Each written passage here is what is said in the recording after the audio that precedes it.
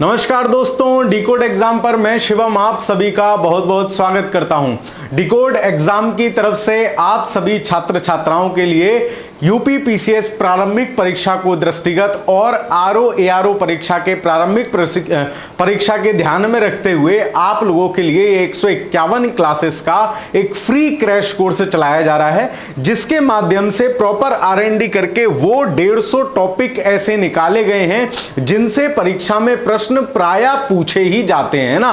तो उन टॉपिक्स पर आपको एक एक घंटे के उनके जो कोर फैक्ट्स हैं, उनसे जो महत्वपूर्ण तथ्य हो सकते हैं, वो सब यहां आपको साझा करने का प्रयास किया जा रहा है ना। चलिए, तो आप लोगों को ये प्रयास कैसा लग रहा है कमेंट के माध्यम से जरूर बताया करें। बाकी ये वीडियोस अपने लोग मित्र सखा सहेलियों के साथ भी अवश्य साझा किया करें, ताकि अच्छी चीजों का ज्यादा लोगों को लाभ मिल पाए, है ना। यहां एक घंटे में हम पूरे 2-3 अब आज देखो, आज जो हम ये प्रारंभिक भारतीय इतिहास या प्राचीन भारतीय इतिहास में कहूं कि आज ये तीसरी क्लास है। 2 क्लास इससे पहले हो चुकी हैं, है ना। 4 बड़े सेगमेंट में आपको कवर करा रहा हूं, भारत का भूगोल, विश्व का भूगोल, प्राचीन भारतीय इतिहास और मध्यकालीन भारतीय इतिहास, है ना।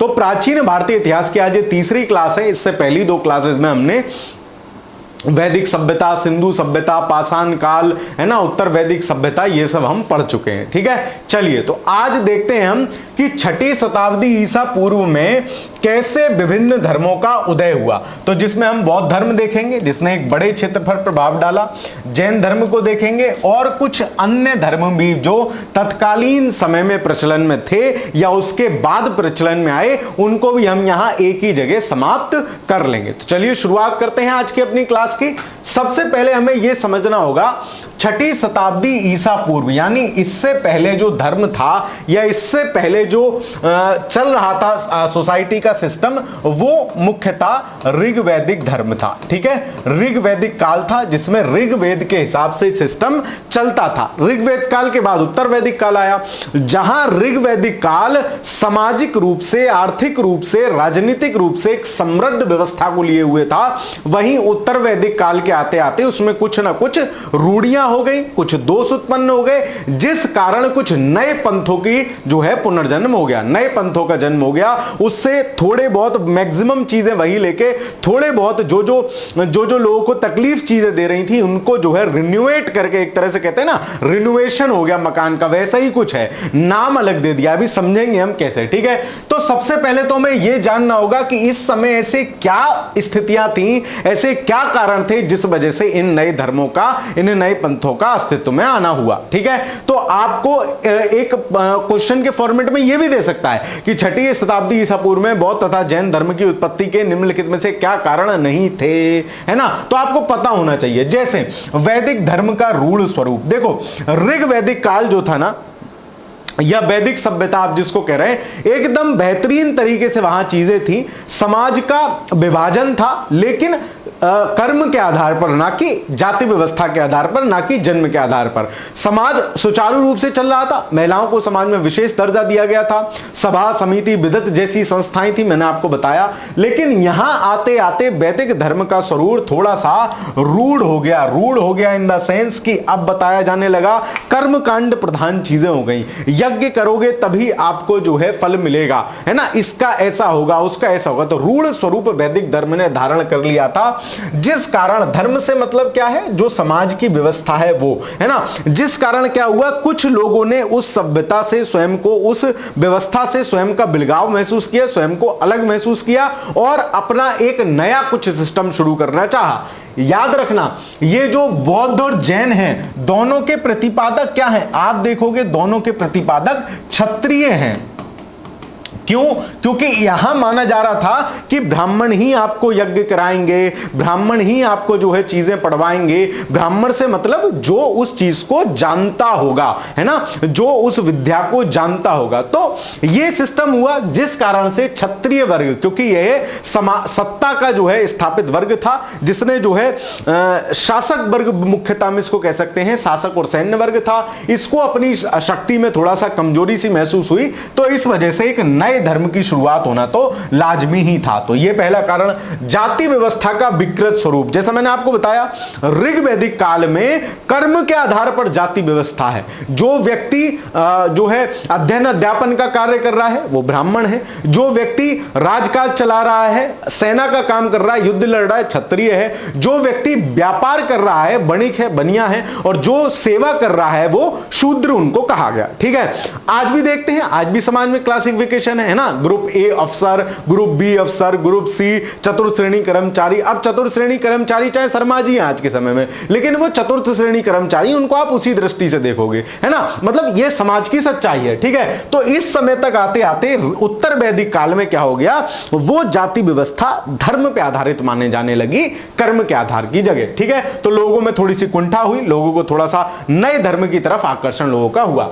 फिर वैदिक ग्रंथों की कठिन भाषा, जो भी वैदिक ग्रंथ थे वो मुख्यतः संस्कृत, है ना, संस्कृत भी कौन सी, वैदिक संस्कृत भाषा में रचे गए थे, जो कि अपने आप में एक टेक्निकल भाषा है ना, सूत्र रूप में माना जाता है, वहां चीजें मौजूद है, मतलब 2 लाइन का श्लोक है लेकिन अतः पूरा पेज का उसका मतलब है, तो सूत्र रूप में है, कठिन भाषा है, जिस कारण वो आम जनमन को समझ में आना थोड़ा सा कठिन हो गई, जिस कारण जिसको समझ में आती थी वो उसका जो है चाचा हो गया। पुराने जमाने जब कंप्यूटर आए थे ना, तो जिसको कंप्यूटर आता था ना, मतलब उसको लोग एकदम अलग स्टाइल से देखते थे, अच्छा कंप्यूटर आता है इनको, है ना, तो ऐसे ही स्वरूप यहां हो गया था। ठीक है, चलिए, कृषि आधारित अर्थव्यवस्था का विस्तार। अब क्या हुआ, लोहे के ज्ञान होने के कारण, जो उत्तर वैदिक काल का मुख्य टर्निंग पॉइंट माना जाता है, अब क्या हुआ, अर्थव्यवस्था का विस्तार होना शुरू हो गया, खेतों में ज्यादा उपज होनी शुरू हो गई, भूमि को ठीक से कृषि किया जाने लगा, जिस कारण से क्या हुआ, इन सब कारणों का मिला जुला परिणाम क्या था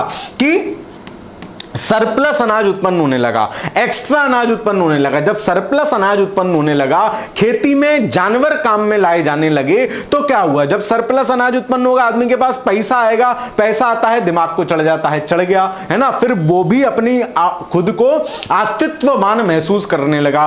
दूसरी चीज, जो यज्ञ इत्यादि में बलि पशुओं की दी जाती थी, और वही पशु लोगों ने देखा कि खेती वाली कर रहे हैं, मतलब खेती में यही पशु काम में आ रहे हैं, तो इस प्रकार की व्यवस्था को कुछ क्षीणता पहुंचाई गई, उस प्रकार की व्यवस्था कुछ क्षीण की गई। ठीक है, व्यापार वाणिज्य में वृद्धि हो गई, भाई बनिया पैसे वाला हो गया, है ना, मतलब जो बनिया से मतलब जो व्यापारी वर्ग है, व्यापारी वर्ग क्या हुआ, पैसा ही पैसा, पैसा ही पैसा होगा, तो जब पैसा पैसा हो गया तो क्या हुआ, उसका दिमाग भी जो है नई चीजों की तरफ लगने लगा कि अब मैं कुछ कर सकता हूं। आदमी का जब गले तक पेट या पेट भरा होता है, या यहां तक जब रोटी भरी होती है, तब वो सोचता है कि अच्छा समाज में परिवर्तन होना चाहिए, वरना उससे पहले तो वो क्या करता है, हर व्यक्ति अपनी जीविका के प्रश्न में उलझा हुआ है। उसके बाद तत्कालीन राजनीतिक दशा, 6ठी शताब्दी ईसा पूर्व का बड़ा राज्य है, अगली क्लास में हम देखेंगे, मगध, बड़ा एरिया है। मगध के शासक जो थे वो ब्राह्मण जो वो था क्या कहते हैं, उससे मुक्त थे, है ना, ब्राह्मणों की दी गई जो है सलाह इत्यादि को उन्होंने थोड़ा सा दरकिनार करना शुरू कर दिया, और इस प्रकार के नए धर्मों को जो है आश्रय देना शुरू कर दिया। बिंबिसार हो, अजात शत्रु हो, है ना, इन सब लोगों ने। तो क्या हुआ, क्योंकि शासक वर्ग का जो धर्म है वही धर्म प्रजा का भी मान लिया जाता है, या प्रजा में भी बड़े लेवल पे जो है लोग उसी को स्वीकार करने लगते हैं। फॉर एग्जांपल, आज के समय में जिस पार्टी की सरकार है उसी पार्टी के मैक्सिमम लोग हो जाएंगे, कल को जिस पार्टी की सरकार होगी सब उसी के हो जाएंगे। जैसे आधी पब्लिक वही होती है, जो जीत रहा होता है उसको वोट देने वाली, उसको पूछो इलेक्शन के बाद किसे वोट दे के आए, तो उसी को बताता है जिसको जिताया होगा, जो जीता होगा।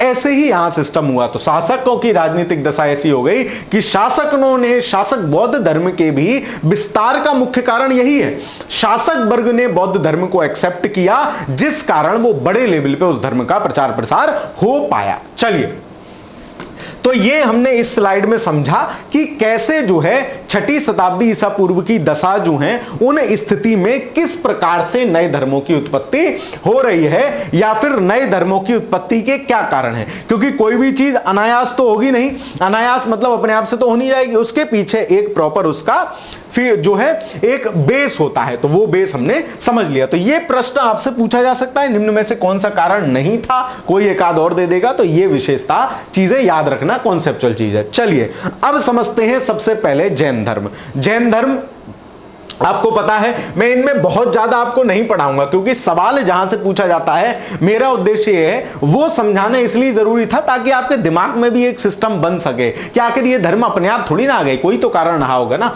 तो जैन धर्म के प्रवर्तक कौन है? महावीर स्वामी माना जाता है। ये 24वें तीर्थंकर हैं, है ना। इनसे पहले 23 तीर्थंकर और हो गए, मतलब 23 उस कंपनी के सीईओ और हो गए, लेकिन वो कंपनी का ज्यादा बढ़िया विस्तार नहीं कर पाए या इस धर्म का ज्यादा विस्तार नहीं कर पाए जितना महावीर स्वामी के समय इस धर्म का विस्तार हुआ। इसलिए जैन धर्म के मुख्य प्रवर्तक या वास्तविक संस्थापक किसको माना जाता है? महावीर स्वामी को। जन्म कब हो रहा है? 599 ईसा पूर्व। ईसा पूर्व उल्टा चलता है, 599 के बाद 598 आएगा, 597 आएगा, ठीक है, उल्टा चलता है। चलिए, जन्म स्थान इनका क्या है? कुंडग्राम, वैशाली। कुछ गणराज्य हैं, उनकी राजधानियां हैं, अगली कक्षा में हम देखेंगे 16 बड़े महाजनपद, तो उन्हीं में से एक है कुंडग्राम, जिसकी राजधानी है वैशाली की स्थान है कुंडग्राम। कुंडग्राम में जो है इनका जन्म हुआ है। अभी इनमें और जो है बुद्ध में खूब कंफ्यूजन होता है, क्योंकि जो इनके बचपन का नाम है, जो इनके पिता का नाम है, बुद्ध के बचपन का नाम है, ऐसे ऐसे बड़े कंफ्यूजन है। मैं तुलनात्मक भी आपको करके बता दूंगा। पिता का नाम क्या है इनके? सिद्धार्थ है। ज्ञात्रक कुल के प्रधान है, तो आपको ये भी परीक्षा में पूछा गया है किस कुल के थे, तो ज्ञात्रक कुल के थे।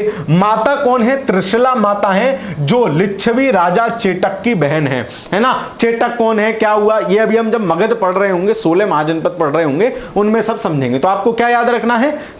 इनके जो है प्रतिपादक कौन है? महावीर स्वामी है। जन्म कहां हुआ है? कुंडग्राम में हुआ है। जब मैं बोलता हुआ करूं ना, तो आप भी बोला करो मेरे साथ साथ, ताकि मतलब बोलने से मतलब मन मन में भी बोल लिया करो, ताकि पता चले कितनी चीजें याद हुई। पिता का नाम सिद्धार्थ है, जो कि ज्ञात्रक कुल के जो है प्रधान है, और माता कौन है? माता है त्रिशला, जो कि लिच्छवी गणराज्य के राजा चेटक की बहन है। चलिए, बचपन का नाम इनके क्या है? इनका नाम है वर्धमान, ठीक है, वर्धमान महावीर स्वामी, ऐसे करके ध्यान रख लो। बचपन का नाम इनके वर्धमान है। चलिए, पत्नी कौन है? इनकी पत्नी है यशोदा। अब इनकी पत्नी है यशोदा और उनकी जो है माता है यशोधरा। भी आगे दोनों कंफ्यूजन में सब दूर करा दूंगा, परेशान मत हो।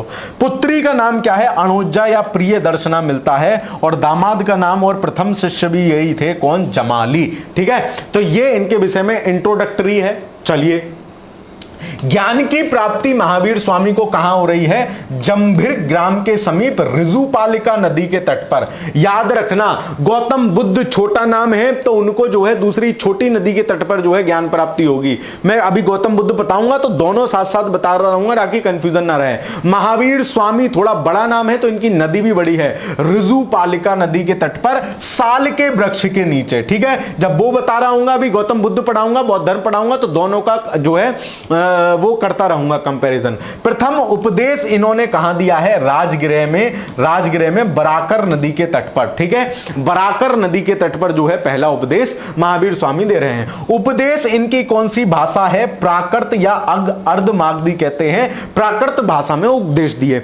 सर मैं भूल जाता हूं, बौद्ध की पाली है कि जैनों की पाली है कि प्राकृत किसकी है? ये देखो महावीर स्वामी को। महावीर स्वामी क्या है? व्यक्ति जैसा प्राकृत अवस्था में आता है, अम्मा के पेट से जब निकलते हैं तो कोई कपड़ा उपड़ा थोड़ी पहने होता है, मतलब प्राकृतिक अवस्था वही है, प्राकृतिक अवस्था वही है। तो इनकी ये बिल्कुल प्राकृतिक अवस्था में ही आपको इनकी मूर्तियां मिलेंगी, इनकी प्रतिमा, इनके चित्र मिलेंगे। तो इनकी भाषा भी कौन सी हो गई? प्राकृत हो गई। ओ हो सर, मजा सा आ गया, है ना। गौतम बुद्ध को तो कपड़े उपड़े पहने हुए देखते हैं, लेकिन महावीर स्वामी प्राकृत अवस्था में दिखते हैं, तो इनकी भाषा भी क्या है? प्राकृत है। मृत्यु कब हो गई? 587 ईसा पूर्व में पावा में मल्ल गणराज्य के समीप जो है इनकी मृत्यु हो गई। तो याद कैसे रखोगे?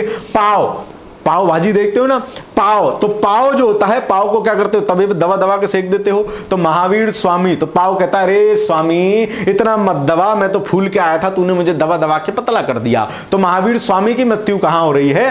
पावापुरी में, जो कि मल्ल गणराज्य की राजधानी है पावापुरी, वहां जो है महावीर स्वामी की मृत्यु हो रही। तो इनके जो महत्वपूर्ण फैक्ट थे उनको हमने देख लिया, दोबारा एक बार बता देता हूं।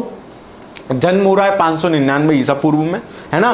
पिता का नाम क्या है इनके? तो पिता का नाम है सिद्धार्थ, जो कि ज्ञात्रक कुल के प्रधान है। माता का नाम क्या है? त्रिशला, जो कि लिच्छवी गणराज्य के राजा चेटक की बहन है। और पत्नी का नाम क्या है? पत्नी का नाम है इनकी जो है यशोदा, पत्नी का नाम है यशोदा और पुत्री का नाम है प्रियदर्शना या अणुजा। दामाद या प्रथम संत कौन है, इनके शिष्य कौन है, जमाली। ये सब जो है हमने इसमें देख लिए। बचपन का नाम इनके क्या है, वर्धमान है और जन्म स्थान क्या है, कुंडग्राम है और मृत्यु स्थान क्या है, पावापुरी है। 537 ईसा पूर्व में, 527 ईसा पूर्व में पावापुरी में मर गए। उपदेश कहां दे रहे हैं, ज्ञान की प्राप्ति कहां हो रही है, जम्भृक के पास ऋजुपालिका नदी के तट पर, किसके वृक्ष के नीचे, साल के वृक्ष के नीचे। ठीक है, प्रथम उपदेश कहां दे रहे हैं, बोले घर में ही दे दिया उपदेश, मतलब राजगृह, घर में ही उपदेश दे दिया। ऐसे याद रखना, महावीर स्वामी ने पहला राजगृह में पहला उपदेश दिया है। और उपदेश किस भाषा में है, मास्टर ने बता दिया, प्राकृत अवस्था में बैठे हैं, उपदेश भी इनके प्राकृत भाषा में है। चलिए आगे देखते हैं। जैन धर्म में एक त्रिरत्न की संकल्पना है और पंच महाव्रत की संकल्पना है। ठीक है, तीन रत्न कौन से हैं इनके, तो तीन रत्न हैं। देखो त्रिरत्न आपके बौद्ध धर्म में भी पढ़ेंगे, बुद्ध धम्म संघ। यहां तीन रत्न क्या है, सम्यक दर्शन, सम्यक आचरण, सम्यक ज्ञान। सम्यकता का क्या मतलब है, सम्यकता का मतलब है सामंजस्य बिठाए हुए, मतलब आपको ज्ञान है। जैसे हमारे साथ एक बालक पढ़ता था, निरी गणित पढ़ता था, गणित में तो आपके नंबर आते थे 90+, अंग्रेजी में फेल, विज्ञान में फेल, तो फिर क्या फायदा ऐसी पढ़ाई का। सम्यकता में पढ़ाई होनी चाहिए, आपके भले ही 80 नंबर आए लेकिन सारे विषय में 80 के आसपास आए, सम्यकता में ज्ञान होना चाहिए। ठीक है, तो सम्यक ज्ञान हो, इसी प्रकार सम्यक आचरण हो, इसी प्रकार सम्यक दर्शन हो। ये जैन धर्म के त्रिरत्न हैं, है ना। बुद्ध धम्म संघ, वो तो याद करना भी आसान है क्योंकि उसमें बुद्ध आ गए तो बौद्ध धर्म के हैं, बुद्ध धम्म संघ है ना। जैन धर्म के क्या है, सम्यक ज्ञान है, आचरण बढ़िया करो और दर्शन सबके सम्यक करो। चलिए फिर जैन धर्म के पंच महाव्रत हैं। पंच महाव्रत क्या है, ये लिखे हुए हैं। सत्य मतलब हमेशा सत्य बोलो, किसी से झूठ मत बोलो। अहिंसा का पालन करो, मतलब इनके यहाँ तो मुंह पे भी जो है जैसे कोविड में हमने बांधे थे ना, वैसा लगाए रहते ताकि ये किसी जीव की ना चाहते हुए भी हत्या ना हो, है ना। तो अहिंसा, तो सत्य हो गया, अहिंसा हो गया। अस्तेय है ना, अस्तेय क्या होता है, अस्तेय होता है चोरी ना करना, अस्तेय।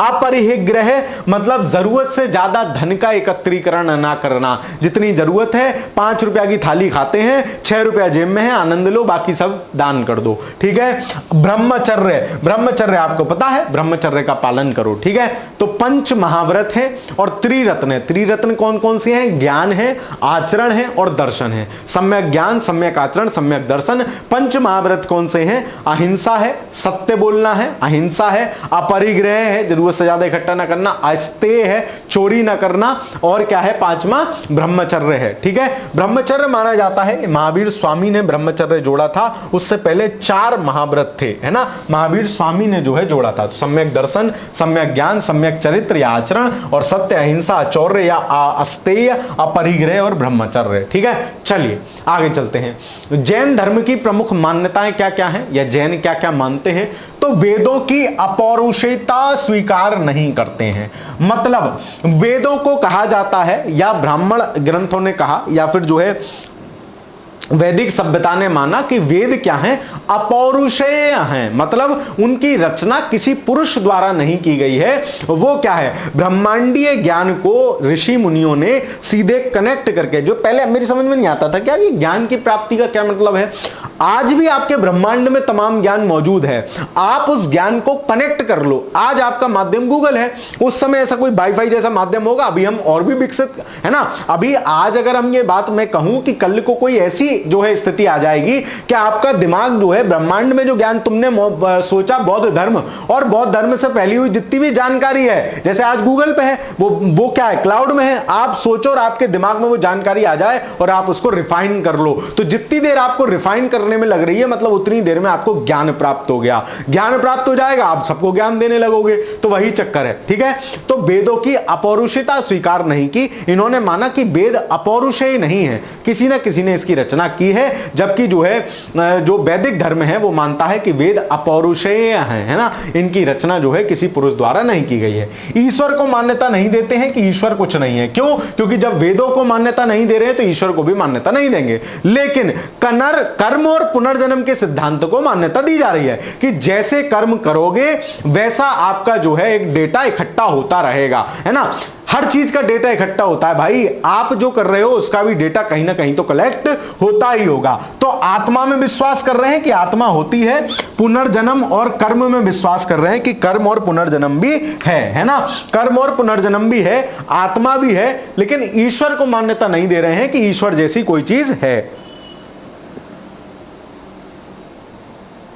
ठीक है, चलिए आगे चलते हैं। तो ये इनकी 4 प्रमुख मान्यताएं हैं। फिर जैन धर्म के विभिन्न संप्रदाय श्वेतांबर, जो श्वेत वस्त्र पहनते हैं। आपने बहुत सारे जैनियों को देखा होगा जो सफेद कपड़ा पहनते हैं, महिलाएं बहनें भी श्वेत वस्त्र धारण करती हैं। एक हैं दिगंबर जो नग्न रहते हैं, है ना, जिन्होंने वस्त्रों का त्याग कर दिया है। ये क्या हैं? ये 2 बड़े जो है महावीर स्वामी के पश्चात 2 बड़े प्रतिपादक हुए उस धर्म के, उनके आधार पर जो है रखा गया। जैसे स्थूल भद्र के जो शिष्य कहलाए वो श्वेतांबर कहलाए। कई बार पूछा गया है, या तो ऐसे याद कर लो कि दोनों में सा है, स्थूल भद्र और श्वेतांबर, या ऐसे याद रख लो कि स्थूल भद्र मतलब स्टूल पे बैठा। भाई स्टूल पे बैठा है तो बढ़िया सूट वूट पहन के बैठा होगा सफेद कलर का, मतलब स्थूल भद्र क्या है? श्वेतांबरवादी हैं। दिगंबर क्या है? भद्रबाहु हैं, है ना। भद्रबाहु के जो शिष्य हुए वो क्या हुए? दिगंबर। तो एक याद हो जाएगा, दूसरा अपने आप ही याद हो जाएगा। ठीक है, चलिए फिर श्वेतांबर के भी 2 बड़े संप्रदाय हैं, पुजेरा और ढूंढिया।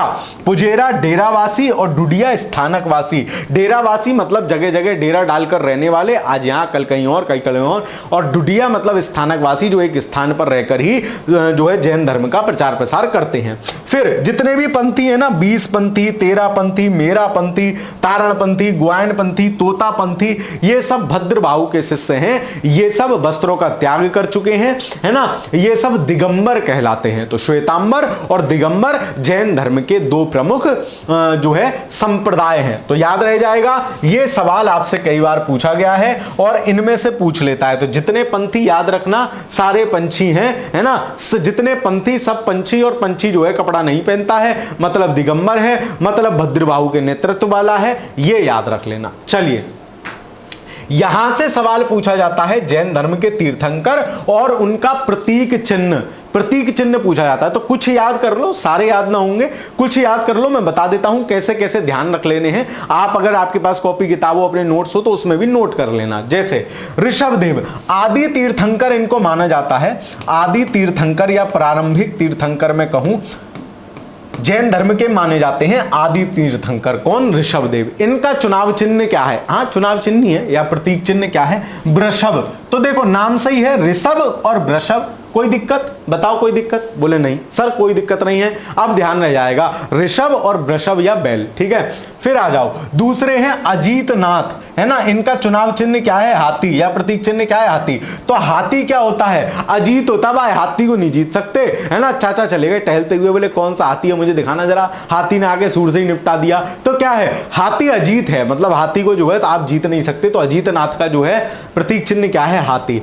फिर संभवनाथ देख लो, संभव, और ये है अश्व। तो देखो साउंड सेम सारा, संभव अश्व, संभव अश्व। तो संभव का जो है 5 बार बोल लो, संभव अश्व, संभव अश्व, संभव अश्व, संभव अश्व, संभव अश्व। मतलब संभवनाथ का प्रतीक चिन्ह क्या है? अश्व। ठीक है, चलो फिर अभिनंदन है, इनका क्या है? बंदर।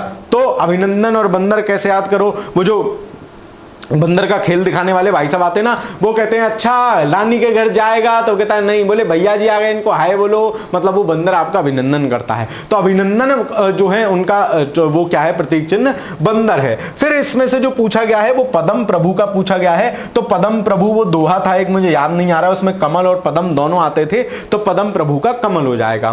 फिर देख लो इनमें से सुपार्श्वनाथ, तो नाम ही इनका स्वापार्श और स्वास्तिक है ना। चंद्र प्रभु, अर्धचंद्र। ठीक है, फिर जो पूछे गए हैं वो वासु पूज्य पूछे गए हैं। बासु पूज्य, इनका क्या है भैंसा। आपसे अकेले नहीं पूछेगा, मैचिंग में पूछेगा तो कुछ याद होंगे, जैसे हमें इसमें ऋषभदेव याद हो गया, सर वृषभ है। सर अजीतनाथ हाथी, सर अजीत है। संभवनाथ, सर संभव क्या है, बोले सर घोड़ा संभव है, मतलब अश्व है ना। फिर हमने सर अभिनंदन, तो अभिनंदन मंदर करता है। सुमितनाथ, फिर हमने देखा पद्म प्रभु, तो पद्म प्रभु का कमल है। फिर सुपार्श्वनाथ तो सर्प है ना, एक स्वास्तिक, सॉरी सुपार्श्वनाथ। चंद्र प्रभु तो अर्धचंद्र है। फिर बासु पूज्य का आप एक बार ध्यान रख लेना क्या है, भैंसा। चलिए फिर आ जाते हैं विमलनाथ। विमलनाथ का क्या है, बराह है।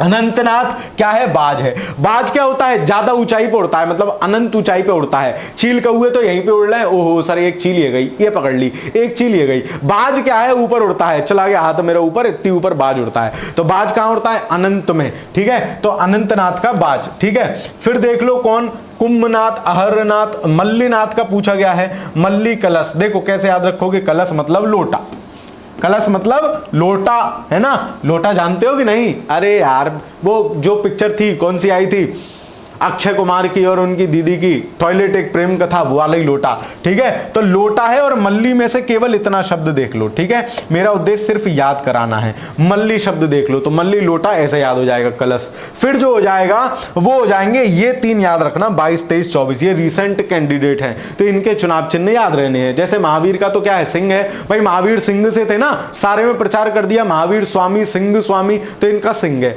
पार्श्वनाथ तो सर्प, पार्श्व सर्प, इनका जो है सेम साउंड है, पार्श्वनाथ सर्प।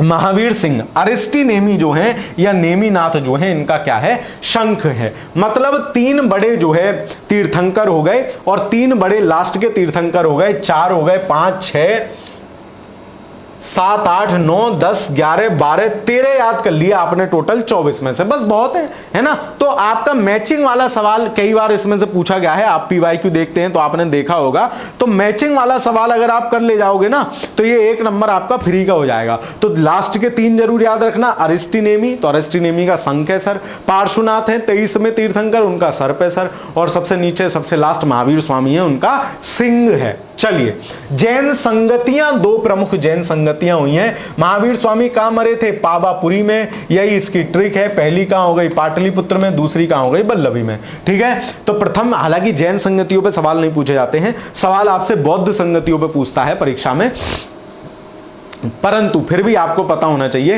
कि प्रथम जैन संगति कहां हुई, तो पावापुरी में, दूसरी कहां हुई, बल्लभी में। तो पाव, वैसे भी वो पावापुरी में ही निकल रहे हैं, तो ऐसे ध्यान रख लेना। पहली के अध्यक्ष कौन है, स्थूलभद्र है भाई, पहली जैन संगति हो रही, सबको स्टूल पे बैठाया गया है, स्थूलभद्र, है ना। और स्टूल पे जो बैठा था वो क्या था, सफेद कपड़े पहन के बैठे थे, मतलब वो थे श्वेतांबर। और भद्रबाहु वाले कौन थे, दिगंबर, जिन्होंने वस्त्रों का त्याग कर दिया। दूसरी हुई है क्षमा श्रवण के नेतृत्व में, पहली याद कर लेना, दूसरी तो अपने आप लगा ही आओगे। जैन संगति 2 ही हुई हैं, बौद्ध संगति 4 हुई। चलिए अब आ जाते हैं बौद्ध धर्म पे, जिसके प्रतिपादक कौन है, गौतम बुद्ध। महावीर स्वामी तो 24वें तीर्थंकर हैं, लेकिन बौद्ध धर्म के प्रतिपादक कौन है, बौद्ध धर्म के प्रतिपादक हैं गौतम बुद्ध, ठीक है। चलिए तो देखते हैं, सबसे पहले जन्म इनका कब हो रहा है, 563। अब मैं यहां जैन धर्म की तुलना करके बताऊंगा, आप देखना कितना आपके दिमाग में आ रहा है। उनका जन्म कब हुआ था, 599 ईसा पूर्व में, ठीक है। इनका जन्म स्थान है लुम्बिनी, उनका जन्म स्थान था कुंडग्राम।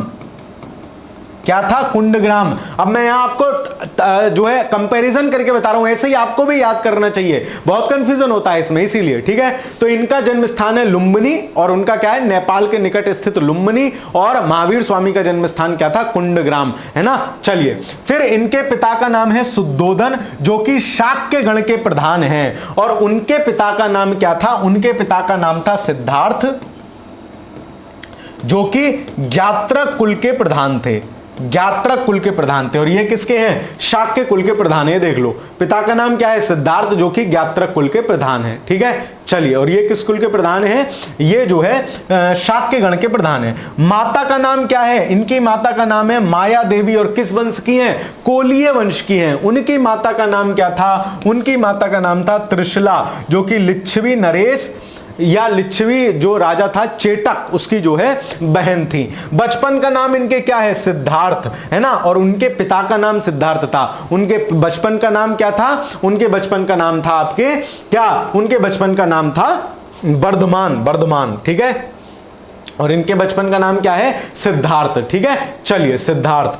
पालनकर्ता कौन है? मौसी प्रजापति गौतमी। माना जाता है बुद्ध के जन्म जो है, बुद्ध का जो जन्म हुआ है वो 10 माह के गर्भ के जो है गर्भ धारण करने के पश्चात हुआ था। तो इनकी माता को थोड़ी ज्यादा तकलीफ हो रही थी। इनके पिता शुद्धोधन से मम्मी ने कहा कि मेरा जी नहीं लग रहा, मैं मम्मी के यहाँ जा रही हूँ। वास्तविकता है अपने मैके जा रही थी। रास्ते में ही जो है इनका जन्म हो गया था बुद्ध का। इनके जो है पिता ने बड़ी कुंडली उंडली दिखवाई तो बताया गया कि या तो आपका बेटा बड़ा चक्रवर्ती सम्राट बनेगा या फिर जो है एक बड़ा जो है क्या बनेगा, जो है मुनि महात्मा या इस तरीके से। तो पिता भय खा गए, बोले क्षत्रिय है, पांडित्य वाले काम करेगा। तो इन्होंने क्या करा, घर में ही कैद करवा दिया, मतलब कैद इन द सेंस कि घर में ही पढ़ाई लिखाई और वो सब हुआ।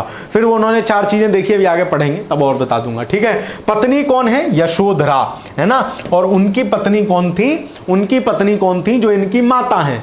मतलब इनकी पत्नी कौन है? देखो इनकी पत्नी है यशोदा, है ना।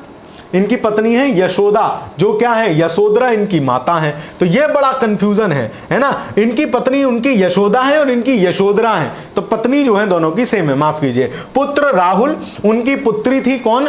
जो है प्रिय दर्शना उनकी पुत्री थी।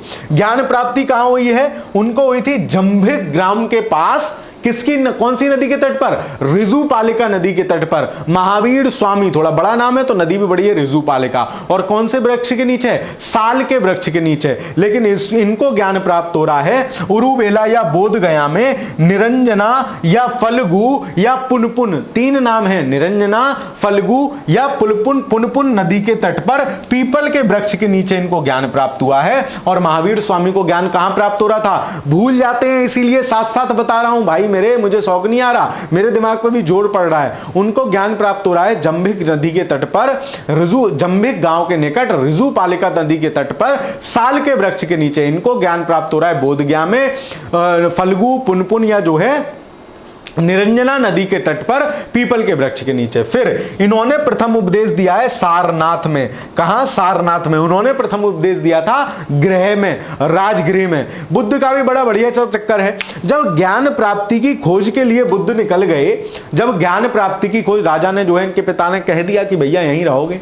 बाहर निकले मार्केट में तो इन्हें 3-4 चीजें देखी। आदमी रो रहे हैं, बोले क्यों रो रहे हैं? बोले मृत्यु हो गई। एक सन्यासी देखा, वो एकदम फ्री बिल्कुल मौज मस्ती में घूम रहा है। एक बीमार देखा, एक बूढ़ा देखा, 4 चीजें देखी, है ना। तो सबसे लास्ट में जो है सन्यासी देखा। इनकी समझ में आ गई कि भाई साहब ये दुनिया वाले तो सब परेशान है। बूढ़ा परेशान था, बीमार परेशान था, कोई मर गए तो परेशान है, लेकिन सन्यासी जो है ना ये प्रसन्न मुद्रा में घूम रहा है, भाई अपन को यही बनना है। तो उसी रात जो है कहा जाता है कि उसके बाद ही इन्होंने घर छोड़ दिया, अपनी पत्नी और पुत्र को छोड़ के ज्ञान प्राप्ति की खोज में निकल गए। जब ज्ञान प्राप्ति की खोज में निकले तो जैसे ये निकले थे ऐसे बतेरे आइटम निकले थे। जैसे फॉर एग्जाम्पल जब तुम घर से जाते हो तुम्हें लगता है अच्छा आईआईटी में हमारी नंबर आया पूरे शहर से, मम्मी आसपास के गांव से भी कोई नहीं दिख रहा। वहां जाकर देखते हो सब तुम्हारे जैसे ही हैं, चाचा ताऊ, तो इनके जैसे ही वहां भी मिल गए ज्ञान प्राप्ति करने वाले। तो इनको जो है शुरू में लगा कि योग साधना से जो है कुछ ना खाने से होगा, लेकिन जब शरीर जीर्ण शीर्ण होने लगा तो इन्होंने जो है कुछ खाया। जब खाया तो इनके साथी जो थे उन्होंने कहा अरे बेटा ये क्या कर रहे हो, खाना नहीं है, ज्ञान प्राप्ति नहीं होगी। छोड़ के चले गए चारों। जो चारों छोड़ के चले गए थे, बुद्ध ने ज्ञान प्राप्ति के बाद बोध ज्ञान पकड़ लिया। उन्हें बोले बेटा इधर आ जाओ, सारनाथ में तुम्हें उपदेश दूंगा। तो पहला उपदेश उन्हीं 4 लोगों को दिया है बुद्ध ने। चलो खैर, बुद्ध संघ में प्रथम महिला कौन है प्रवेश लेने वाली? प्रजापति गौतमी, जो इनकी मौसी थी। बुद्ध धर्म का भी मानना था कि महिलाओं को मोक्ष नहीं मिल सकता है, महिलाएं जो है इसकी प्रैक्टिस नहीं करेंगी। तो इनकी मौसी ने जो है धरना दिया प्रॉपर, है ना। इनकी मौसी ने जो है उसका अधिकार पाया। प्रजापति गौतमी यही इनकी पालन करता थी, क्योंकि माता तो जन्म देते ही स्वर्ग सिधार गई थी। मृत्यु कब हो रही है? 483 ईसा पूर्व में। मृत्यु स्थान कौन है? मल्लों की राजधानी कुशीनगर। और उनकी मृत्यु कहां हुई थी? पावापुरी में। पावापुरी पाव बन गया था, है ना। और इनकी राजधानी क्या हो, इनकी मृत्यु कहां हुई है? मल्लों की राजधानी कुशीनगर में। उत्तर प्रदेश में। उपदेश किस भाषा में है? उपदेश है पाली, पाली भाषा में। उनके उपदेश किस भाषा में थे? प्राकृत। देखो ये बढ़िया जो है पहने बैठे हैं एक तरफ बाला, है ना, अंगोछा सा पूरा डाले बैठे हैं, लाल लाल सा अंगोछा। लेकिन जो है जो जैन अनुयायी हैं वो जो है दिगंबर जैन अनुयायी हैं, तो महावीर स्वामी की मूर्ति भी जो है वैसी मिलती है, मतलब प्राकृतिक अवस्था में मिलती है, तो उनका उपदेश भी याद रखोगे प्राकृत भाषा में था। चलिए आगे चलते हैं। बुद्ध के जीवन की संबंधित प्रमुख प्रतीक, ये पेपर में पूछा जाता है मैचिंग के रूप में, अलग से भी दोनों तरीके से प्रश्न पूछा जाता है। जब बुद्ध गर्भ में है तो इसका जो है प्रतीक चिन्ह क्या था, हाथी, मतलब इनकी मां को दिखाई दिया था हाथी, और जो है जन्म के समय कमल या बेल, तो कमल माना जाता है। हाथी और सफेद पुष्प जो है, सफेद कमल इनकी मां को दिखाई दिए थे, जिस कारण जो है घबरा गई थी कि भैया हुआ क्या, 10 महीना होने को आए, बात बन नहीं रही है ना।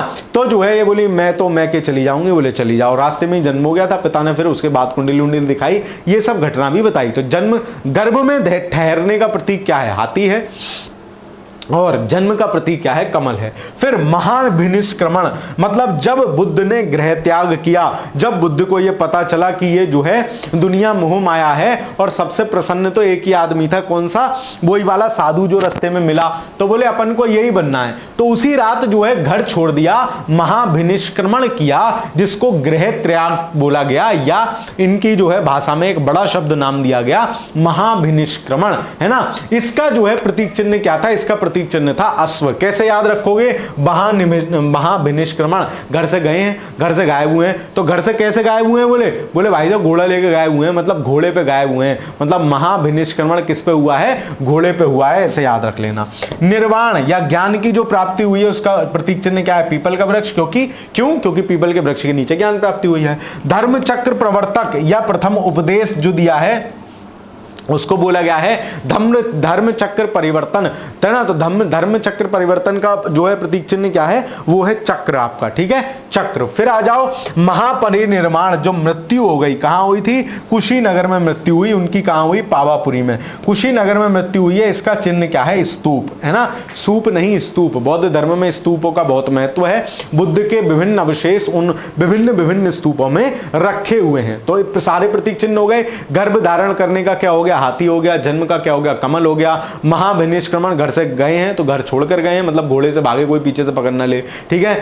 ज्ञान प्राप्ति का क्या है, पीपल, क्योंकि पीपल के वृक्ष के नीचे हुआ है। उपदेश का क्या है, तो चक्र, क्योंकि जो है उपदेश दे रहे हैं। फिर महापरिनिर्वाण, मृत्यु का प्रतीक चिन्ह क्या है, स्तूप। चलिए, बुद्ध धर्म के भी 3 रत्न हैं, जैसे जैन धर्म के 3 रत्न थे, क्या, सम्यक ज्ञान, सम्यक आचरण, और एक और क्या था, ज्ञान, आचरण और जो है चरित्र, है ना, 3 था। एक बार देख लेते हैं क्या थे, सम्यक ज्ञान, सम्यक आचरण, सम्यक दर्शन, सॉरी, है ना। तो सम्यक ज्ञान, सम्यक आचरण और सम्यक दर्शन, इनका त्रिरत्न क्या है, इनके त्रिरत्न है बुद्ध, धम्म और संघ, ठीक है। बुद्ध ने धर्म को धम्म कह के पुकारा, बुद्ध, धम्म, संघ, ठीक है। चलिए, त्रिपिटक क्या है, बुद्ध धर्म के जो भी ज्ञान है या बुद्ध के जो भी उपदेश हैं वो 3 प्रमुख ग्रंथों में संकलित हैं, जिनको 3 भिन्न व्यक्तियों ने संकलित किया है। सबसे पहले इनको बोलते हैं त्रिपिटक। तो इसमें आनंद द्वारा सुत्त पिटक की रचना की गई है, जिसमें क्या है, जिसमें धर्म है ना,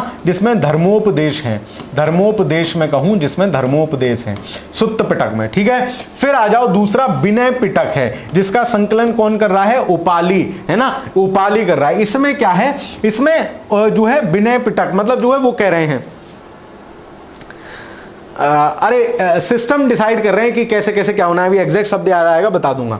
अधिधम्म पिटक में क्या है, इसके संकलन करता कौन है, मोगली पुत्र तिस हैं। अधिधम्म पिटक में क्या है, इसमें है आपका दार्शनिक व्याख्या, दर्शन है, बौद्ध धर्म के दार्शनिक व्याख्या जो है इसमें है। इसमें है विनय पिटक में अनुशासन संबंधी, जो संघ में प्रवेश लोगे तो उसमें क्या क्या आपको अनुशासन रखना है। तो सुत्त पिटक की रचना कौन कर रहा है, सुत्त पिटक की रचना कर रहे हैं आनंद। तो ज्ञात कैसे करोगे, आनंद। और जो बालक धुआं वाला सिस्टम पीते हैं वो क्या बोलते हैं उसको, सुत्त। एक आका डंडा लगा दो, मैं नहीं बोलूंगा, मेरी जबान गंदी हो जाएगी, है ना। तो उससे क्या लेते हैं, वो आनंद लेते हैं। सुत्त, आका डंडा लगाओ, उससे क्या लेते हैं, आनंद लेते हैं। तो सुत्त पिटक कौन रच रहा है, आनंद रच रहे हैं, भाई याद हो जाए, है ना, हमें चाहे किसी से भी, चाहे चाय से याद हो, बीड़ी से याद हो जाए, तो ये जो है आनंद ले रहे हैं। और ये क्या है, धर्मोपदेश है।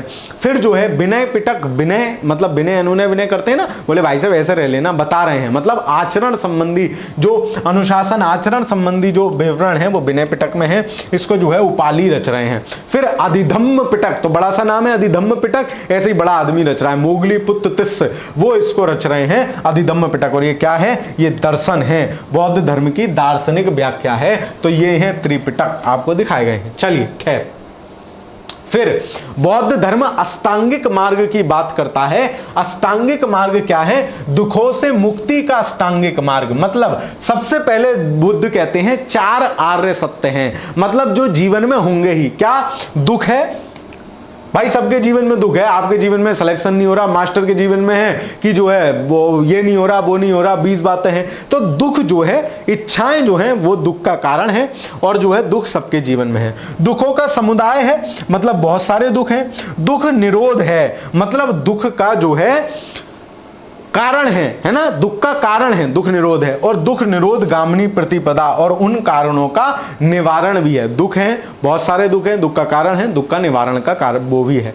फिर दुखों से मुक्ति के 8 उपाय बताए गए। अष्टांगिक मार्ग, सम्यक दृष्टि हो, सम्यक संकल्प हो, सम्यक वाक हो, है ना। आप समझते जाओ, दृष्टि मतलब किसी को गंदी निगाह से नहीं देखना, सम्यकता हो दृष्टि में। सम्यक संकल्प लेना, है ना, ये नहीं कि मार को ही दम लूंगा, भाई सम्यकता लो संकल्प में, है ना। सम्यक बाग, जे नहीं बोले निकल रहे, चुप ही नहीं रहे। सम्यक कर्मांत, है ना, कर्म अपने अच्छे रखो, सम्यक रखो। सम्यक आजीव, सम्यक व्यायाम, सम्यक स्मृति और सम्यक समाधि। तो यह अष्टांगिक मार्ग आपसे पूछता है किसके हैं, ये तो नहीं पूछा जाता है कौन कौन से हैं, लेकिन हाँ यह अवश्य पूछा जाता है कि किसके हैं। अष्टांगिक मार्ग का प्रतिपादन निम्नलिखित में से किस धर्म द्वारा किया गया। तो किसने किया, अष्टांगिक मार्ग का प्रतिपादन कौन कर रहा है, गौतम बुद्ध कर रहे हैं या बौद्ध द्वारा किया जा रहा है। ठीक है, चलिए, तो 4 आर्य सत्य हो गए, अष्टांगिक मार्ग हो गए। ये वेरी वेरी बी जितनी भी लगा सको, और आईएमपी में लगा देता हूं, बी तुम अपने हिसाब से लगा लेना। ठीक है, यहां से कई सवाल पूछे जाते हैं। सबसे पहला,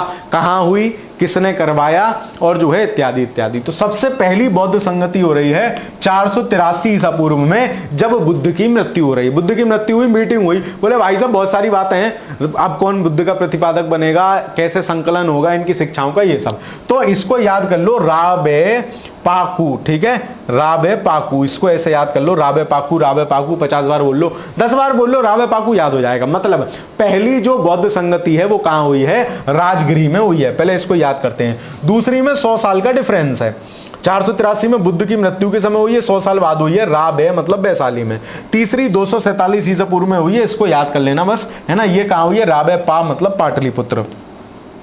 फिर चौथी का एग्जैक्ट डेट तो नहीं मिलता है, लेकिन प्रथम शताब्दी में चौथी हो रही है। कहां पर, कुंडलवन में, या कुंडलवन कश्मीर में हो रही है। ठीक है, कुंडलवन कश्मीर में। और महावीर स्वामी का भी यहीं ऐसे ही कई जगह जन्म हुआ था, कुंड ग्राम में। ठीक है, चलिए, तो हमने सबसे पहले देख लिए 483, 383, 247 और ईसा की पहली शताब्दी में। और कहां कहां हो रही है, रावे पाकू मतलब राजगिरी, बे वैशाली, पा पाटलिपुत्र, कु मतलब कुंडलग्राम या कुंडवन। ठीक है, चलिए, फिर पहले का अध्यक्ष कौन है, महाकश्यप, दूसरे का साबाकामी, तीसरे के मोगलीपुत्र तिस्स हैं, चौथे के वसुमित्र हैं।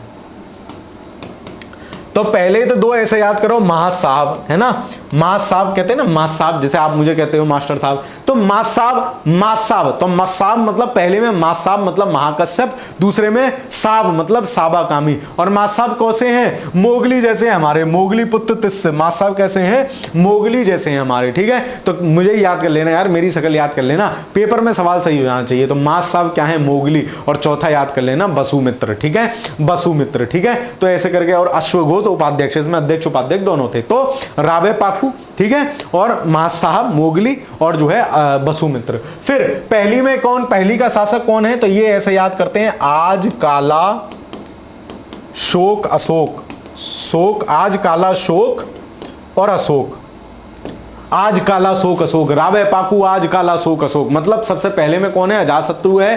फिर कौन है, आज काला शोक मतलब दूसरा काला है, काला शोक है, फिर अशोक है, और अशोक का का उठा लो लास्ट का, वो कौन है, कनिष्क है। तो 4 बड़ी संगतियां हुई हैं, दोबारा मैं बता दे रहा हूं। पहली संगति हो गई बुद्ध की मृत्यु के बाद 483 ईसा पूर्व में, ठीक है। 483 ईसा पूर्व में कहां हो रही है? रावे पाकू मतलब राजगृह में, और उसके मां साहब मतलब जो है महाकश्यप जो है उसके अध्यक्ष हैं, और आज कालाशोक अशोक मतलब अजातशत्रु उसका संरक्षक है। दूसरी हो रही है 383 में, राबे मतलब वैशाली है ना, और महासाहब मतलब साबाकामी है, और आज कालाशोक अशोक मतलब कालाशोक जो है उसका प्रतिपाद मतलब जो है संरक्षक है। तीसरी हो रही है 247 ईसा पूर्व में, और राबे पा मतलब पाटलिपुत्र है, और पाटलिपुत्र के साथ साथ उसका जो है संरक्षक कौन है? आज कालाशोक अशोक मतलब अशोक है, और मां साहब मोगली जैसे हैं तो मोगली पुत्र तिस्य जो है उसका अध्यक्ष है।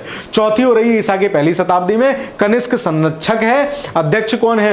अध्यक्ष है आपका वसुमित्र है ना, अध्यक्ष कौन है? वसुमित्र है, और कुंडलग्राम में हो रही है, कुंडलग्राम कश्मीर में हो रही है। तो ये बौद्ध धर्म की प्रमुख संगतियां जरूर याद रखना मेरे भाई, ठीक है। बौद्ध धर्म की प्रमुख मान्यताएं क्या है? आत्मा को नहीं मानते ये भी, ठीक है। वैदिक कर्मकांड का विरोध, भाई वैदिक कर्मकांड के विरोध में ही तो इन्होंने अपने धर्म की स्थापना की है ना, वैदिक व्यवस्थाओं के विरोध में ही तो अपने कर्म धर्म की स्थापना की है, उनको मानेंगे नहीं। वेदों की अपौरुषेयता का विरोध, ये भी कह रहे हैं, क्या कह रहे हैं? कि वेद अपौरुषेय नहीं है, मतलब वेद ऐसा नहीं है कि किसी ने भी रच दिया आके, वेद अपौरुषेय नहीं है, पौरुषेय रचना है, किसी पुरुष द्वारा उनकी रचना की गई है। कर्म को मानने हैं, पुनर्जन्म को मानना है, और मोक्ष में विश्वास रख रहे हैं। दोनों बता रहे हैं मोक्ष कैसे मिलेगा, है ना। एक बता रहा है कि जन्म के जीवन के साथ साथ ही मिल जाएगा, एक बता रहा है जीवन के बाद मिलेगा, ठीक है। बौद्ध धर्म का भी विभाजन हो गया है, कैसे?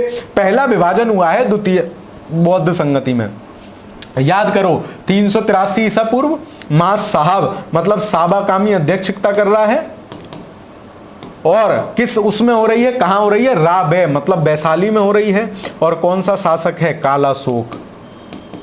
चार महत्वपूर्ण बातें एक एक के लिए, चारों आपको याद होनी चाहिए। द्वितीय बौद्ध संगति में क्या हुआ? दो भागों में विभाजन हुआ, स्थाविर या थेरावादी और महासंघिक या सर्वास्तवादी। तो ये आपसे नहीं पूछता है, बस याद रखना, ये पूछा जाता है। हीनयान और महायान, इनका विभाजन कब हुआ? तो इनका विभाजन अंतिम चौथी बौद्ध संगति में हुआ है। कौन कर रहा है? मां साहब मोगली, है ना, मां साहब मोगली जैसे हैं, तो वसुमित्र इसका अध्यक्ष है। वो कहां रही है? हो रही है सर कुंडल ग्राम में या कुंडमन वन में, ठीक है।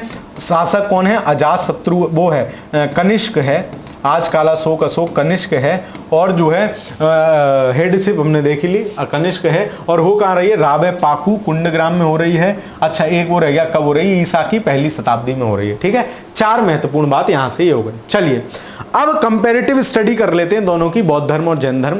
समानताएं क्या क्या हैं? दोनों धर्मों ने वेदों के प्रति अनास्था व्यक्त की, क्यों? क्योंकि वैदिक धर्म के अपोज में ही इन्हें नया धर्म अपना खड़ा करना है। दूसरी महत्वपूर्ण बात जो है वो है कि दोनों धर्म के संस्थापक ही क्या हैं? क्षत्रिय कुल के हैं। मैंने आपको बताई थी ये बात, क्या? कि ये धर्म ब्राह्मणवादी जो व्यवस्था है उसके अपोज में दोनों खड़े हो रहे हैं। तो क्या है? क्षत्रियों के पास स्टेबल राज्य हो गया, अर्थव्यवस्था बढ़िया हो गई, पैसा आने लग गया, तो क्षत्रिय कुल दोनों के हैं। दोनों धर्म का कर्म सिद्धांत और पुनर्जन्म को मान्यता दे रहे हैं। दोनों बता रहे हैं अच्छे कर्म करो, है ना, ये वैदिक सिद्धांत है, अच्छे कर्म कीजिए, कर्म का फल आपको मिलेगा, ठीक है। डेटा इकट्ठा हो रहा है आपका, ठीक है। और कर्म फल का सिद्धांत और पुनर्जन्म के सिद्धांत को मान रहे हैं कि भैया दोबारा से जन्म आपका होगा। दोनों द्वारा शूद्रों और महिलाओं को द्वारा भी मोक्ष की प्राप्ति की संभावनाओं से इनकार किया गया। दोनों धर्मों माना कि महिलाएं और शूद्र, शूद्र मतलब सेवक वर्ग जो भी समाज का है ना, जात से मतलब नहीं है, सेवक वर्ग जो समाज का है वो जो है मोक्ष का अधिकारी नहीं है। दोनों ने यही माना। यद्यपि बौद्ध धर्म में बाद में आंदोलन हुआ और जो है जैन में भी हुआ, तो जो है महिलाएं जो है उसमें शामिल हो गई। असमानता क्या क्या है? बौद्ध धर्म पाली में रचे गए हैं, मैंने आपको बताया। जैन धर्म की भाषा क्या है? प्राकृत, मैंने आपको ध्यान दिला दिया। प्राकृत पाली याद रहते हैं, कंफ्यूजन हो जाता है, तो ऐसे याद रखोगे। महावीर स्वामी प्राकृतिक अवस्था में दिख रहे हैं एकदम, है ना, जो है वस्त्र वगैरह धारण नहीं कर रहे हैं, तो इनकी भाषा क्या है? प्राकृत है। बुद्ध द्वारा जाति प्रथा की कठोर निंदा की गई, जबकि महावीर स्वामी ने इसकी निंदा नहीं की, जाति व्यवस्था की, ठीक है। तो जाति व्यवस्था जो है एक जो है कटु सत्य समाज का उस समय था, है ना, चलिए, यद्यपि वैदिक समाज में जो है जाति व्यवस्था उस प्रकार की नहीं थी। चलिए, मतलब कर्म के आधार पर थी। बौद्ध धर्म जो है मुक्ति के हेतु मध्यम मार्ग का प्रतिपादक है, जबकि जैन धर्म कठिन साधना पर बल देता है। बौद्ध धर्म मुक्ति हेतु वो कह रहा है कि ठीक है, आप जो है अपने परिवार में बिजी रहो, काम वाम करो, मुक्ति मिल जाएगी। जैन जो है कठिन साधना की बात कर रहे हैं ना। आपने देखा हो उनकी विधि संलेखना, संथारा, जिसमें जो है अपने आप को बिना अन्न में जो है खाए हुए, बिना कुछ भी खाए हुए प्राण त्याग दिए जाते हैं, तो वो बड़ा कठिन साधना है। बौद्ध इसी जन्म में निर्वाण को संभव मानते हैं कि आप जो है कर्म अच्छे करिए, ज्ञान की प्राप्ति कर लीजिए, आपका इसी जन्म में, इसी जीवित रहते हुए निर्वाण संभव है। महाबोधि जो संकल्पना है, बोधिसत्व जो संकल्पना है बौद्ध धर्म की, वो यही है। वो कहती है कि बोधिसत्व मतलब जिसने स्वयं निर्वाण प्राप्त कर लिया है ना, और उसके बाद जो है वो औरों को निर्वाण प्राप्ति करा रहा है, वो बोधिसत्व है। ठीक है, चलिए, तो जैन शरीर से मुक्ति के पश्चात इसे संभव मानते हैं। तो ये दोनों में 4 बड़े अंतर है। ठीक है, चलिए, अब उस समय के कुछ अन्य प्रमुख और धर्म देख लेते हैं, 6वीं शताब्दी ईसा पूर्व के या उसके बाद के। शैव धर्म एक सर्वप्रथम वामन पुराण में शैव संप्रदाय का उल्लेख मिलता है, जिसमें 4 संख्या बताई गई है। तो 52/4 लिख लो, मतलब 52 ये वाला 52 नहीं, 52 पुराण है, तो 52 108 टोटल पुराण है। तो 52 पुराण जो है उसमें जो है वर्णन मिलता है शैव संप्रदाय का, और शैव संप्रदाय के मतलब जो भगवान शिव के उपासक हैं। 4 प्रकार बताए गए हैं। पाशुपत, इसके संस्थापक कौन है? लकुलिश है ना। और सर्वाधिक प्राचीन ये शैव धर्म का जो है संप्रदाय है। नेपाल में स्थित जो पशुपति देवता का, पशुपति नाथ का मंदिर है, वो माना जाता है। तो पाशुपत संप्रदाय जो है शैव धर्म का ही एक भाग है, जिसके प्रतिपादक कौन है? लकुलिश है। ये सवाल आपसे पूछा जाता है। कापालिक है दूसरा, इनके इष्ट देव क्या है? भैरव हैं, और ये लोग तामसी क्रियाओं द्वारा प्रसन्न करते हैं, मतलब जो है सुर सुरा इन सब का जो है वो करते हैं, तो तामसी क्रियाओं से जो है अपने उपास्य को प्रसन्न करते हैं। तो कापालिक जो है वो आपके उनके इष्ट देव कौन है? भैरव हैं। फिर है कालामुख, ये भी कापालिक जैसे ही होते हैं। जो है कालामुख, ये भी तामसी प्रवृत्ति के और थोड़े से खतरनाक हैं। नर कपाल में भोजन करते हैं, शरीर पर चिता की भस्म लगाते हैं। जो आपको बनारस के घाट पे, बनारस वाले घाट पे जो बाबा वगैरह मिलते हैं ना, वो इसी कालामुख और कापालिक जो है संप्रदाय विशेष के माने जाते हैं। लिंगायत जो है वो दक्षिण भारत में विशेषकर कर्नाटक का शैव धर्मीय संप्रदाय है, और इसके अनुयायी शिवलिंग की उपासना करते हैं। तो लिंगायत नाम से भी जो है वो है क्लियर है। तो 4 है, पाशुपत, कापालिक, लिंगायत और जो है कालामुख। ठीक है, ये शैव धर्म हो गया। फिर देखते हैं अगला महत्वपूर्ण धर्म है शाक्त धर्म, जो शक्ति के उपासक हैं, या मैं कहूं देवी के उपासक हैं। ठीक है, जो शक्ति के उपासक हैं या देवी के उपासक हैं, वो शाक्त धर्मी हैं। तो इस संप्रदाय में मुख्यतः माता दुर्गा और काली की जो है उपासना होती है। माता दुर्गा और काली की उपासना होती है, शाक्त है ना, शक्ति पीठ माना जाता है इनको। माता दुर्गा का जो सर्वप्रथम उल्लेख मिल रहा है वो मार्कंडेय या पुराण में मिल रहा है। तो माता दुर्गा जब दुर्गा जी हो जाती है एकदम मतलब रुष्ट हो जाती है, तो मार्कंडे मारकाट मचा देती हैं, ऐसे याद रख लेना। मार्कंडे ये वो फैक्ट है जो आपसे पेपर में इन धर्मों से पूछे गए हैं। ठीक है, वन लाइनर है लेकिन याद रखने हैं आपको। तो दुर्गा का उल्लेख कहां सबसे पहले मिल रहा है? मार्कंडेय या पुराण में मिलता है। 64 योगिनी मंदिर जो कहां है? जो मध्य प्रदेश के जबलपुर में स्थित है ना, मध्य प्रदेश के जबलपुर में स्थित है, जिससे जो आपका पुराना वाला संसद भवन था, पुराना वाला जो संसद भवन है, पुराना वाला जो संसद भवन था वो इसी से प्रेरित माना जाता है। इसी की आकृति से, मुझे ध्यान नहीं रहा वरना मैं आपको उसकी एक इमेज लगा लाता, 64 योगिनी मंदिर की इसी से प्रेरित माना जाता है, इसी से बना हुआ, इसी के आर्किटेक्चर से बना हुआ माना जाता है। तो शाक्त धर्म के विकास और उसके प्रमाणक हैं कि शाक्त धर्म के भी महत्वपूर्ण स्थान था समाज में। यद्यपि आज वो खंडित मंदिर है लेकिन है तो है 64 योगिनी मंदिर, तो आप देख सकते हो उसको। चलिए फिर आ जाते हैं वैष्णव या भागवत धर्म में। तो वैष्णव धर्म या भागवत धर्म का उदय मौर्योत्तर काल, अभी समय लगेगा, हम पढ़ेंगे अभी, वहां हुआ है। प्रारंभिक जानकारी इसकी भी उपनिषदों से मिल रही है। संस्थापक कौन है? वासुदेव कृष्ण है ना, जो आपके कृष्ण भगवान है वो।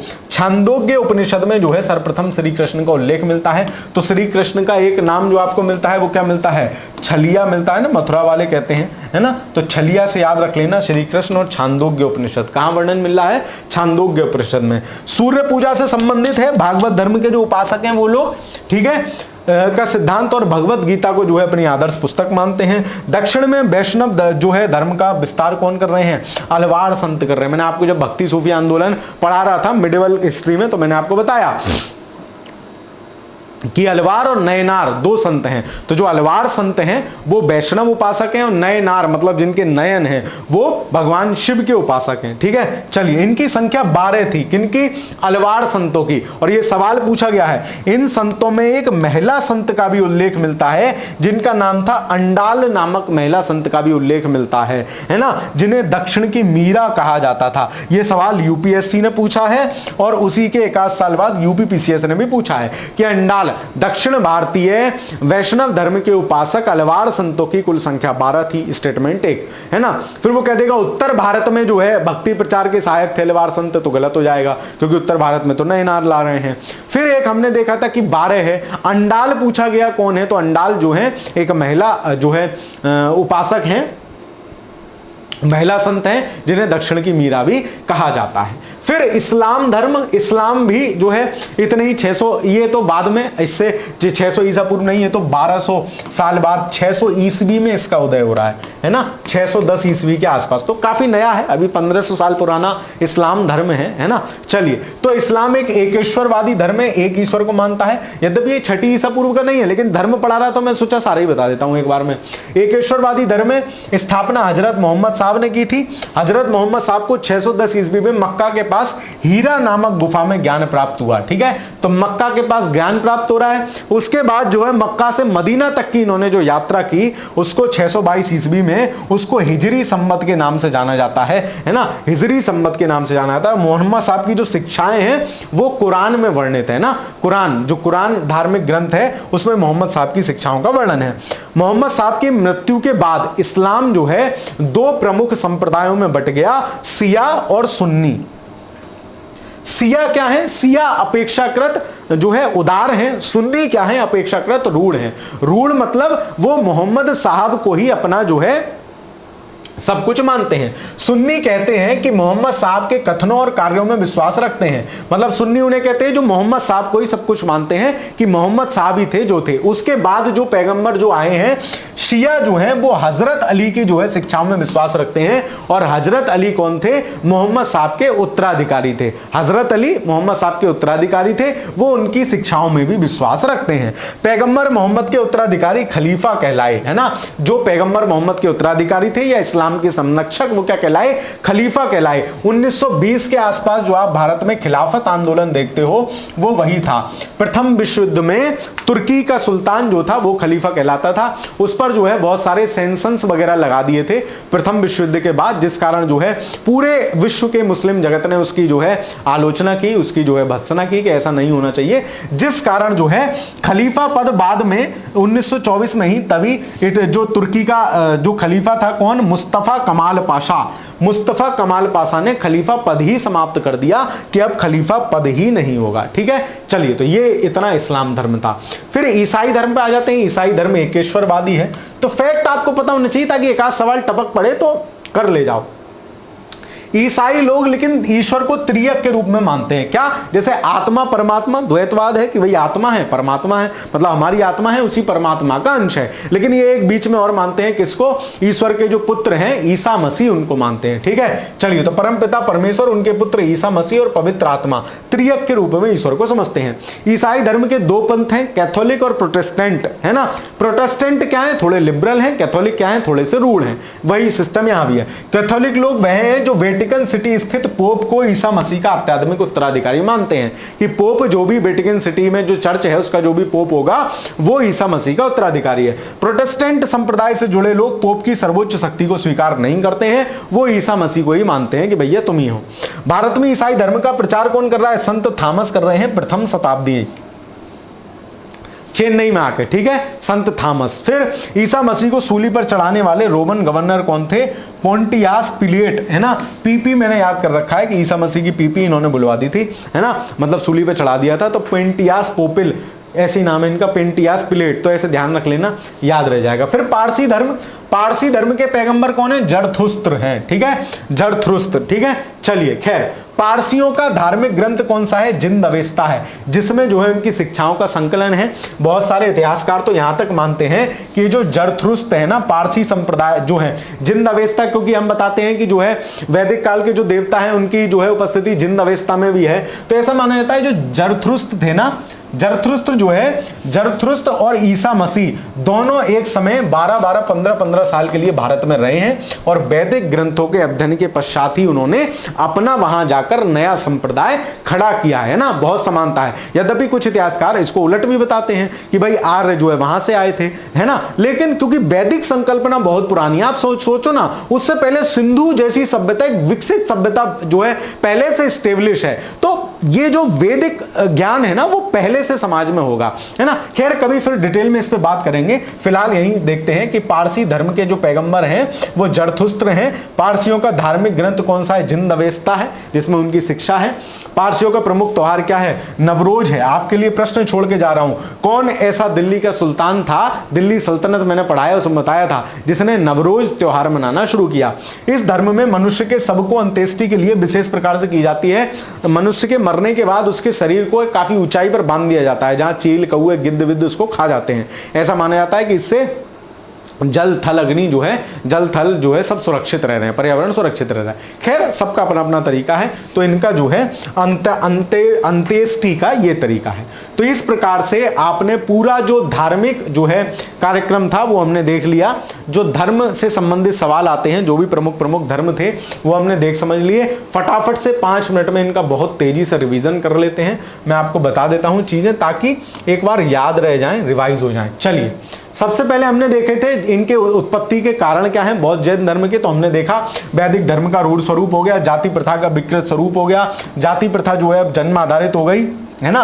जाति प्रथा क्या हो गई? जाति प्रथा अब जन्म आधारित हो गई, जाति प्रथा जन्म आधारित हो गई, जिस कारण जो है जाति प्रथा का विकृत स्वरूप हो गया। वैदिक ग्रंथों की कठिन भाषा, संस्कृत थी, सबकी समझ में नहीं आ रही। कृषि आधारित अर्थव्यवस्था, पशुओं की बलि का लोगों ने निषेध करने लग गए। व्यापार वाणिज्य में वृद्धि हो गए। पैसा होता है तो आदमी 20 तरीके की बातें सोचता है। तत्कालीन राजनीतिक दशा मतलब शासक वर्ग ने भी उनको प्रमोट करना शुरू कर दिया। फिर जैन धर्म देखा, जन्म 599 ईसा पूर्व में। पिता कौन है? पिता इनके सिद्धार्थ हैं, ज्ञात्रक कुल के हेड हैं। माता कौन है? त्रिशला, लिच्छवी राजा चेटक की बहन। फिर जो है बचपन का नाम क्या है? वर्धमान। पत्नी कौन है? यशोदा है और उनकी यशोधरा थी। पुत्री का नाम क्या है? अणुजा या प्रियदर्शना। दामाद का नाम क्या है? जमाली। फिर हमने देखा जंबिक ग्राम के समीप ऋजुपालिका नदी के तट पर इनको जो है ज्ञान प्राप्त हुआ, साल के वृक्ष के नीचे। पहला उपदेश घर में ही दे दिया, मतलब राजगिरी में पहला उपदेश दे दिया। भाषा कौन सी थी? प्राकृत, क्योंकि ये देख लो चित्र प्राकृत अवस्था में ही बैठे रहते हैं। मृत्यु कब हो रही है? 527 ईसा पूर्व में पावापुरी में। 4 इनके 5 जो है पंच महाव्रत हैं। क्या? अहिंसा, अहिंसा करो, सत्य बोलो, जरूरत से ज्यादा चीजों को इकट्ठी मत करो, मतलब अपरिग्रह। फिर अस्तेय, मतलब चोरी मत करो, और ब्रह्मचर्य। ब्रह्मचर्य माना जाता है 5वां किसने जोड़ा? महावीर स्वामी ने जोड़ा। 3 रत्न हैं। क्या? सम्यक ज्ञान, सम्यक आचरण, सम्यक दर्शन। ठीक है, चलिए फिर देखा कि जैन धर्म क्या क्या मानता है, ये हमने आगे भी देख लिया। जहां हम तुलनात्मक अध्ययन करेंगे वहां श्वेतांबर और दिगंबर हैं। दिगंबर कौन है? जो भद्रबाहु के नेतृत्व में है। श्वेतांबर कौन है? जो स्टूल पे बैठे हैं, स्टूल भद्र के नेतृत्व में है ना। और दिगंबर के जो हैं बहुत सारे पंथी, जितने भी संप्रदाय हैं वो सब दिगंबर वाले हैं। ठीक है, फिर हमने कुछ इनके जो तीर्थंकर हैं वो देख लिए। ऐसे ऋषभ देव हैं, ऋषभ से वृषभ याद कर लिया। अजीत है तो हाथी को कोई जीत नहीं सकता। संभव है तो संभव किस पे है? संभव तो है घोड़े पे जाना संभव है। अभिनंदन है तो अभिनंदन बंदर आय कर रहा है। फिर हमने पदम प्रभु देखे तो कमल हो जाएगा। सुपार्श्वनाथ देखे तो स्वास्तिक, सेम सा नाम है। चंद्र प्रभु, अर्धचंद्र। बासुपूज्य मैंने आपको याद कराया था, भैंसा याद कर लेना। विमलनाथ जो है उनका कौन है? विमल बराह है। अनंतनाथ बाज, बाज कहां उड़ता है? अनंत में उड़ता है। मल्लीनाथ मैंने मल्ल और लोटा आपको याद कराया था। अरिष्टि नेमी या नेमीनाथ का जो है याद कर लेना, कि जो है इनका है क्या कहते हैं? शंख। पार्श्वनाथ का है सर्प और महावीर स्वामी का है सिंह। फिर आपको जैन संगतियां देखी, 2 पाव में हो गई। पहली कौन करा रहा है? स्थूल भद्र करा रहे, बोले पहली जैन संगति में सारे स्टूल पे बैठे थे। फिर बौद्ध धर्म हमने देखा 563 ईसा पूर्व में जन्म हुआ। जन्म स्थान क्या है? लुम्बिनी। माता का नाम इनके क्या है? महामाया देवी। पाला कौन है? गौतमी प्रजापति ने। पिताजी का नाम क्या है? शुद्धोदन, जो कि कपिलवस्तु के शाक्य गण के प्रधान है। बचपन का नाम सिद्धार्थ। पालन करता मौसी प्रजापति। पत्नी कौन है उनकी? यशोदा थी, इनकी यशोधरा है। और ये किस कुल की हैं? शाक्य कुल की हैं, ठीक है। पुत्र का नाम क्या है? राहुल। ज्ञान प्राप्ति कहां हुई है? बोधगया में हुई है, ठीक है। चलिए, और बोधगया में फल्गु, पुनपुन या निरंजना नदी के तट पर। प्रथम उपदेश सारनाथ में दे दिया। बौद्ध धर्म में पहली प्रवेश करने वाली महिला इनकी मौसी गौतमी प्रजापति। मृत्यु हो गई, मृत्यु कहां हुई है इनकी? कुशीनगर में हुई है। फिर हमने देखा गर्भ से संबंधित जो है सांड, हाथी। जन्म से संबंधित सांड या जो है कमल। महाविनिष्क्रमण गृह त्याग से संबंधित क्या है? घोड़े पे घर त्यागा। निर्माण ज्ञान की प्राप्ति का वो क्या है? पीपल का वृक्ष। धर्म चक्र परिवर्तन का क्या है? चक्र। महापरिनिर्वाण का क्या है? स्तूप। फिर त्रिरत्न है बुद्ध धम्म संघ। त्रिपिटक है सुत्त पिटक। रचना कौन कर रहा है? सुत्ता। आनंद आ जाता है। सुत्त पिटक जमाली जो आनंद इसकी रचना कर रहे हैं। धर्म जो है धर्मोपदेश है। फिर विनय पिटक, विनय से जो है क्या आएगा? अनुशासन आएगा। कौन रचना कर रहा है? विनय पिटक की रचना कर रहा है उपाली। अधिधम्म पिटक मोगली पुत्र तिस्स, ठीक है, ये उसके रचनाकार हैं, ठीक है। फिर ये अष्टांगिक मार्ग 4 गारे सत्य देखे, ये थोड़े महत्वपूर्ण है। 483 बीसी में कहां हुई? रावे पाकू राजगिरी, वैशाली, पाटलिपुत्र, कुंडलग्राम। 483, 383, 247 और प्रथम शताब्दी।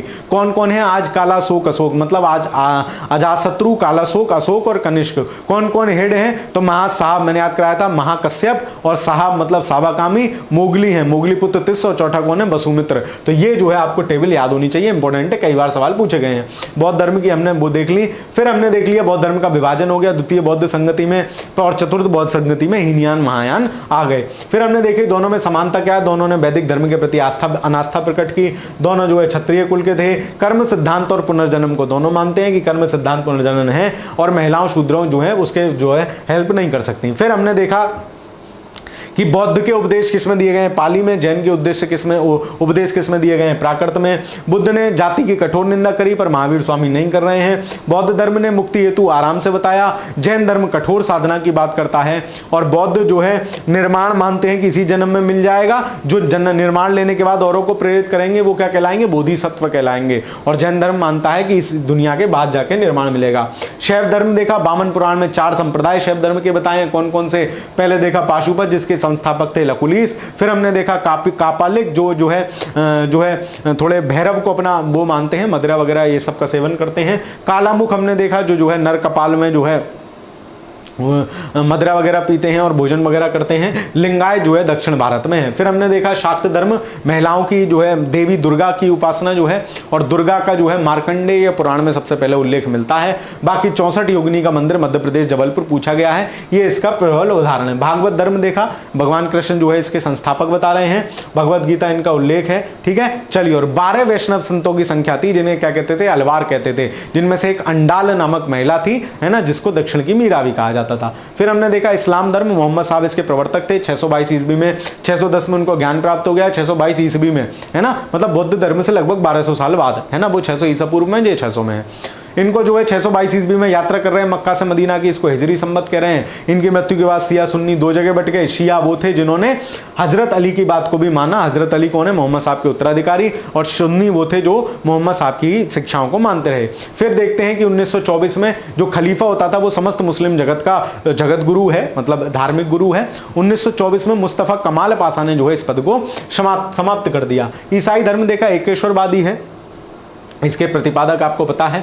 इनमें भी 2 हैं, प्रोटेस्टेंट कैथोलिक। कैथोलिक जो है जो वेटिकन सिटी वाले जो पोप हैं उनको जो है ईसा मसीह के उत्तराधिकारी मानते हैं, प्रोटेस्टेंट नहीं मानते हैं।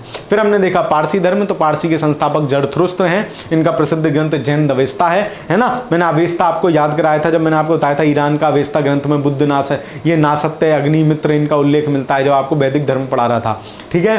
फिर उसके बाद पारसियों का प्रमुख त्योहार नवरोज है। ये क्वेश्चन पूछा गया है इस वाली प्रथा के लिए, किस धर्म में ऐसी प्रथा है कि जो है खुले आसमान में उसको छोड़ देते हैं, चील कौवे निपटा लेते हैं ताकि जो है ये सब शुद्ध रहे। खैर, तो हमने पूरा धर्म वाला जो हमारा चैप्टर था वो हमने देख लिया। इसके बाद हम एक वीडियो में महाजनपद काल और मौर्य काल देख लेंगे, फिर गुप्तोत्तर काल देख लेंगे। बस एंशिएंट में इतना ही पढ़ना है, 5-6 क्लास होंगी। तीसरी क्लास ये है, 3 क्लास एंशिएंट की और होंगी। जो भी महत्वपूर्ण टॉपिक है, जहां से भी सवाल पूछे जाते हैं, आप सोचो 3-4 सवाल आने हैं, इन 6 कक्षाओं से ही टपके आपको सवाल मिलेंगे। जिस दिन पेपर दे के आओगे उस दिन दिखाऊंगा, ठीक है। चलिए, वीडियो कैसी लगी है कमेंट में जरूर बताते चलिएगा। बाकी अपने मित्र मंडली, दोस्त, सखा, सहेलियों के साथ वीडियो साझा जरूर कर दीजिए। कमेंट आपके किसी भी अध्यापक की ऊर्जा बढ़ाते हैं, इसलिए लाइक कमेंट जरूर कर दीजिएगा। चैनल पर नए हो तो चैनल को सब्सक्राइब जरूर कर लीजिएगा। इस चैनल के माध्यम से आपको इसी प्रकार की बेहतरीन चीजें मिलती रहती हैं। मिलता हूं आपसे फिर किसी अगली वीडियो में, तब तक के लिए पढ़ते रहिए, खुश रहिए, धन्यवाद।